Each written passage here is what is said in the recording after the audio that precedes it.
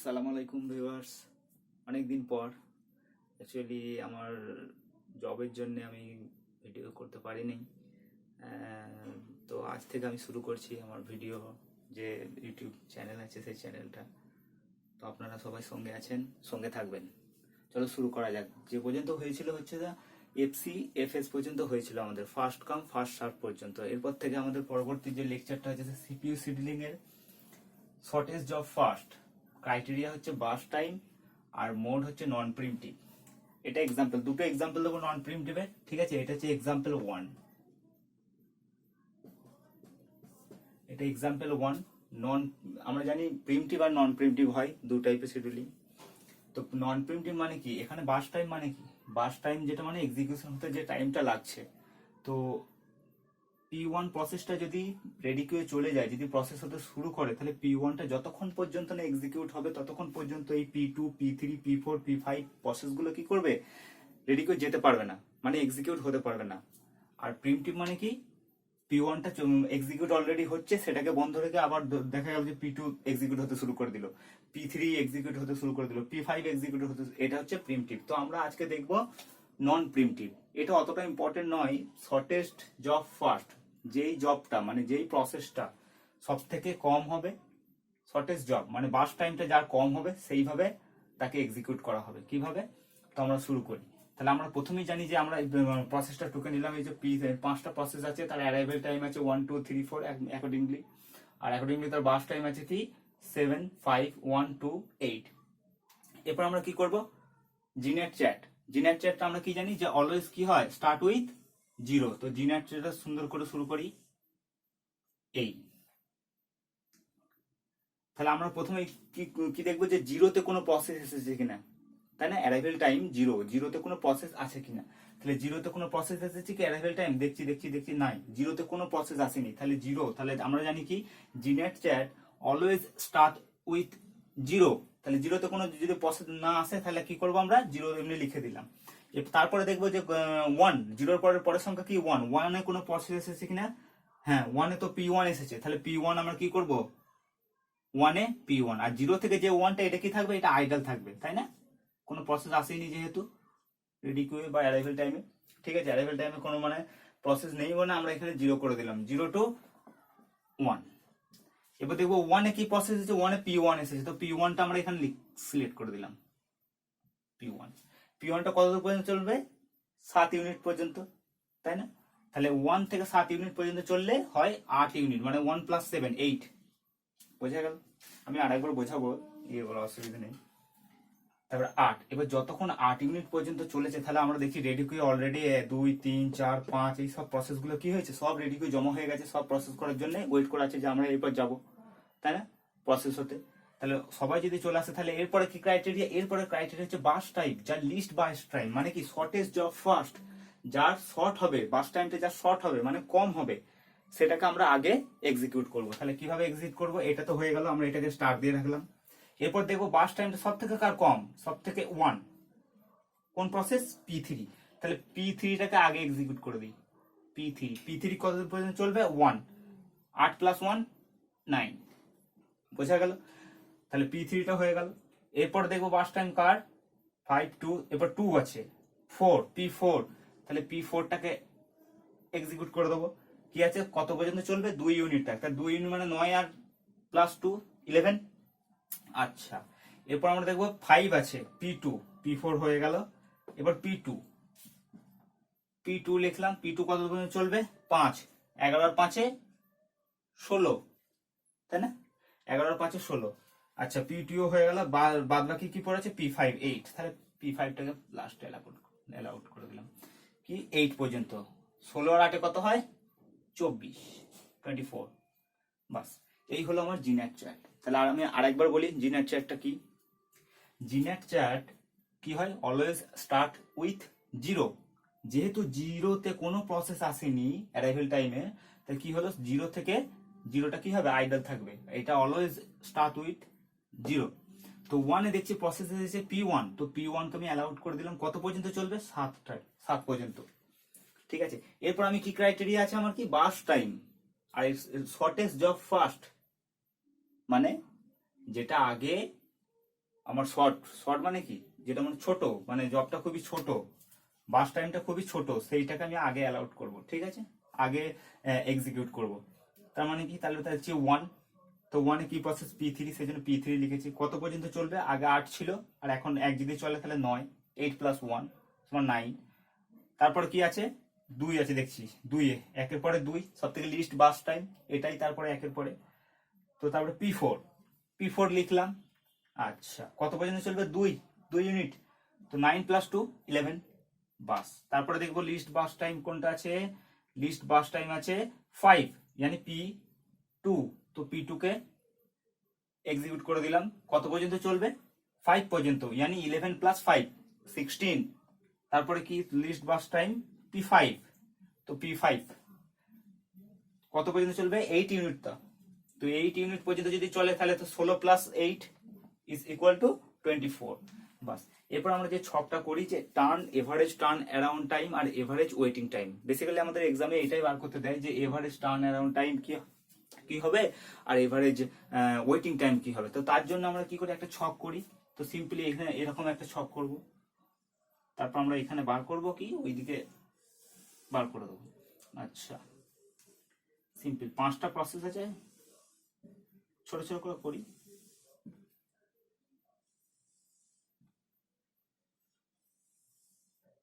এই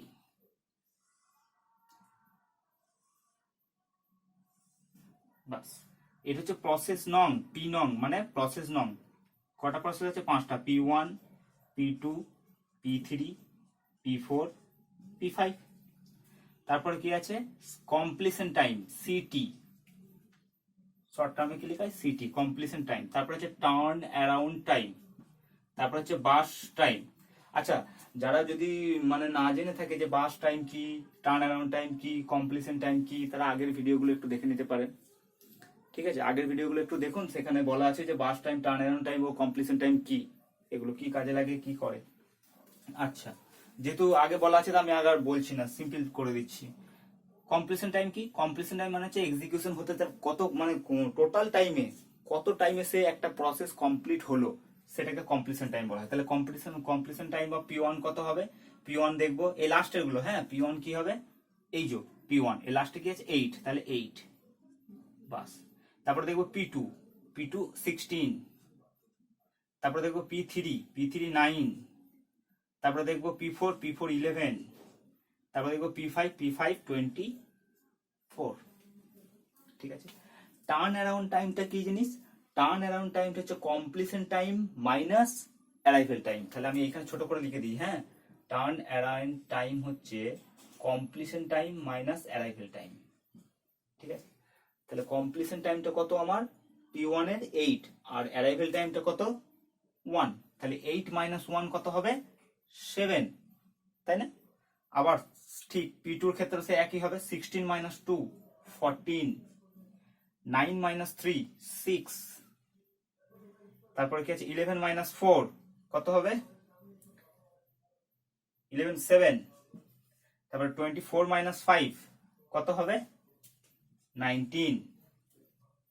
এই হলো আমার টার্ন অ্যারাউন্ড টাইম। সিম্পলি আমরা কি করব, কমপ্লিশন টাইম থেকে অ্যারাইভেল টাইমটা বাদ দিলে আমার কি হবে, টার্ন অ্যারাউন্ড টাইমটা আমি পেয়ে যাব। এরপর বাস টাইমটা কি করে পাবো, বাস টাইমটা সূত্র কি, এই সরি বাস টাইম বলছি, এটা ওয়েটিং টাইম, সরি এটা ওয়েটিং টাইম, বাস টাইম এখানে আছে, আচ্ছা এটা হচ্ছে ওয়েটিং টাইম। তো ওয়েটিং টাইমটা কি পাবো, টার্ন অ্যারাউন্ড টাইম থেকে আমরা বাস টাইমটা বাদ দেবো, simple TAT, turn around time minus বাস টাইম। তাহলে P1 এর ওয়েটিং টাইমটা কি হবে, টার্ন অ্যারাউন্ড টাইম কত 7, বাস টাইম কত 7, তাহলে 7 - 7 মানে এটা থেকে এটা বাদ দিতে হবে। কিন্তু কমপ্লিশন টাইমে কি করলাম, কমপ্লিশন টাইম থেকে অ্যারাইভেল টাইম বাদ দিলে টার্ন অ্যারাউন্ড টাইম পাচ্ছি। এটা থেকে এটা বাদ না, কিন্তু এটা থেকে এটা বাদ, নাহলে কিন্তু মাইনাসে চলে আসবে কিন্তু। আচ্ছা, মাইনাসে কোনো হয় না আর কি। তেমন ঠিক ওয়েটিং টাইমটা কি করব, টার্ন অ্যারাউন্ড টাইম থেকে এইটা থেকে এইটা বাদ দেবো, তার মানে কি এটা থেকে এটা বাদ দেবো, মানে 7 থেকে 7 বাদ দিলে কত হয় 0, 14 থেকে 5 বাদ দিলে কত হয় 9, নাকি 9 5 হ্যাঁ 14 9, 6 থেকে 1 বাদ দিলে 5, 7 থেকে 2 বাদ দিলে 5, 19 থেকে 8 বাদ দিলে হয় 11। এই হলো আমার হয়ে গেল, কমপ্লিশন হয়ে গেল একদম। আমি আবার লাস্টে বোঝাবো, একবার প্রথমে করে নিই। তাহলে আমরা এখানে কি দেখবো, এভারেজ ওয়েটিং টাইম। আপনারা টার্ন অ্যারাউন্ডটা বার করে নেবেন, আমি শুধু এভারেজটা বার করছি। Average waiting time, sorry waiting টাইমটাই বার করছি। ওয়েটিং টাইম, ওয়েটিং টাইম এগুলো তো P1 এর কত 0 প্লাস P2 9, P3 5, P4 এর 5, P5 এর 11, কটা প্রসেস টোটাল। এভারেজ মানে কি, যতগুলো যোগ করে যটা প্রসেস আছে সেগুলোকে কি করব, যোগ করব ওয়েটিং টাইমগুলো, আর যটা প্রসেস থাকবে সেটা দিয়ে ভাগ করে দেওয়া হবে। এটা তো আমরা অঙ্কতে করেছি, জানি সবাই। তো 1 2 3 4 5, দেখি 5টা প্রসেস, তাহলে 5 দ্বারা ভাগ হয়ে যাবে। কত হবে, 5 5 10, 10 আর এদিকে হচ্ছে 20 21 30, তাই না? 30 হচ্ছে 5 5 10, 10 আর হচ্ছে 20 21, হ্যাঁ 21 আর 9 30, 30 বাই 5, 5 6 30, 6 ইউনিট। ইউনিটটা মানে যে কোনো ফ্র্যাকশন অফ সেকেন্ডেও হতে পারে, সিম্পলি ইউনিট দিয়ে ডিনোট করা হয়, বা ইউনিটটা না দিলেও কোনো অসুবিধা নেই, ইউনিটটা দিতে হয় না, বাস 6। তাহলে এভারেজ ওয়েটিং টাইম কত হলো 6, এই শিডিউলের এভারেজ ওয়েটিং টাইম কত 6। ঠিক এমনি করে আপনারা এভারেজ টার্ন অ্যারাউন্ড বার করবেন, কি 7 plus 14 plus 6 plus 7 plus 19 by 5, তাহলে এভারেজ টার্ন অ্যারাউন্ড টাইম পেয়ে যাবেন আপনারা। আর এমনি শর্ট নম্বরে যদি শর্ট কোশ্চেন থাকে 1 নম্বরের, যে এরকম শুধু শিডিউলটা আপনাদেরকে দিয়ে দেবেন এক্সামে, আর আপনাদেরকে বলবেন যে P2 এর কমপ্লিশন টাইম কত, তাহলে আমরা এখানে একটু পেয়ে যাচ্ছি P2 এর কমপ্লিশন টাইম হচ্ছে 16, বা P4 এর কমপ্লিশন টাইম কত, তাহলে আমরা এখানে পেয়ে যাচ্ছি P4 এর কমপ্লিশন 11। এরকম ছক করে নিলে কি হয়, বুঝতে খুব সুবিধা হয়। হ্যাঁ, বাস। এটা অতটা ইম্পর্টেন্ট নেই, কারণ এটা হচ্ছে নন প্রিমটিভ। এসডিএফ এর শর্টেজ অফ ফার্স্টের সব থেকে বেশি ইম্পর্টেন্ট হচ্ছে, আর যেটা পরীক্ষাতে সব থেকে বেশি আসে, যেমন GATE, graduate aptitude test in engineering, আমাদের ইন্ডিয়াতে এটা ইয়ে হয়, তো এটাতে বেশি আসে হচ্ছে এসডিএফ প্রিমটিভ। সেটা আমি পরের এখন আর একটা এক্সাম্পল করবো, তারপরে আমি এসডিএফ প্রিমটিভে যাব। তো ঠিক আছে, তাহলে আবার প্রথম থেকে শুরু করা যাক, একবার বুঝিয়ে দিই, ঠিক আছে। সিপিইউ শিডিউলিং হচ্ছে এসডিএফ এর শর্টেজ জব ফার্স্টের কি নন প্রিমটিভ মডেলটা। আচ্ছা যাই হোক, এর ক্রাইটেরিয়া হচ্ছে বাস টাইম। বাস টাইম কিসের উপর, শর্টেজ জব, মানে যার বাস টাইমটা সব থেকে শর্ট হবে, সব থেকে ছোট হবে, তাকে আগে এক্সিকিউট করব। তাহলে কিভাবে এক্সিকিউট করব, এখানে 5টা প্রসেস আছে। আমরা জানি জিনার চার্ট কি হয়, অলওয়েজ স্টার্ট উইথ 0। তো 0 তে কোনো প্রসেস যেহেতু আসেনি, তাহলে 0 থেকে 1 কি থাকবে, 1 এ দেখছি প্রসেস এসেছে P1, তাহলে 0 থেকে 1 তো কিছু আসেনি, 0 তে যেহেতু আসেনি সেই জন্য কি থাকবে, 0টা আইডল থাকবে। আচ্ছা, 1 এ প্রসেস হলো P1, P1 কে অ্যালাউড করে দিলাম, তাহলে তুমি চলে যাও। এবার কত পর্যন্ত সে এক্সিকিউট হবে, যেহেতু এটা নন প্রিমটিভ, এর এক্সিকিউট না হওয়া পর্যন্ত অন্য কোনো প্রসেস এক্সিকিউট হতে পারবে না। এটা হচ্ছে ভাবার বিষয়। নন প্রিমটিভ মানে হচ্ছে একটা প্রসেস যদি রেডি কিউ বা প্রসেসে চলে যায়, সেই প্রসেসটা যতক্ষণ না এক্সিকিউট হয়ে আসছে, এরা সব কিন্তু ওয়েটিং এ থাকবে, মানে P2 P3 P4 P5 এগুলো কি থাকবে, সব ওয়েটিং এ থাকবে, তারা এক্সিকিউট হতে পারবে না। আর প্রিমটিভ হলে কি হয়, প্রিমটিভ হলে যে এ এক্সিকিউট হতে চলে গেল, একে আবার থামিয়ে দিল, কোনো কোনো কারণবশত আবার থেমে গেল, দেখছি যখনই থেমে যাবে তখনই এরা যেতে শুরু করে দেবে, যে ও থেমে গেছে আমরা যেতে শুরু করে দিই, ঠিক আছে, ওটাকে বলা হয় প্রিমটিভ। এটা যেহেতু নন প্রিমটিভ, এটা যতক্ষণ না এক্সিকিউট হবে ততক্ষণ না অন্য কোনো প্রসেস যেতে পারবে না, কাজে এটা খুবই সহজ, এটা খুবই সহজ, বোঝার কিছু নেই। যা 0 থেকে 1 পর্যন্ত কি থাকবে, ফাঁকা থাকবে, কোনো প্রসেস অ্যারেবল টাইমে নেই। আচ্ছা, 0 থেকে 1, এবার 1 এ দেখছি প্রসেস P1 আছে, তো P1 কত পর্যন্ত চলেছে, 7 পর্যন্ত। তো 7 পর্যন্ত যদি চলে, তাহলে 1 প্লাস 7 কত হবে, 8 ইউনিট পর্যন্ত চলবে। আচ্ছা, তারপরে এরপর আমি কি করব, লিস্ট বাস টাইম, মানে কার সব থেকে, কোন প্রসেসের বাস টাইমটা সব থেকে কম। প্রথমে এটা হলো, তাহলে বাস টাইমটা আমি দেখবো, এইটা আমার হয়ে গেল, তাহলে বাস টাইমটা আমি দেখবো 1 সব থেকে লো, তাহলে 1 কি P3, তাহলে P3 কে কি করলাম, চলে যাও, তুমি চলে যাও, কত পর্যন্ত চলবে, সে 1 ইউনিট চলবে, মানে 8 প্লাস 1 9। আচ্ছা, তারপরে লিস্ট 2 দেখছি P4, তারপরে P4 কে অ্যালাউড করে দিলাম যে তুমি যাও, ঠিক আছে, কত পর্যন্ত চলবে, 2 পর্যন্ত, তার মানে 9 প্লাস 2 11। আচ্ছা, তারপরে দেখছি কত, তারপরে 5 মানে P2 কে অ্যালাউড করে দিলাম, তুমি চলে যাও। আচ্ছা, কত পর্যন্ত, 5 পর্যন্ত, তাহলে 11 প্লাস 5 কত হলো, 16। আচ্ছা, তারপরে তো যেটা পড়ে আছে P5 পড়ে আছে, P5টা লিখে দিলাম, মানে ওটাই তারপরে হবে আর কি।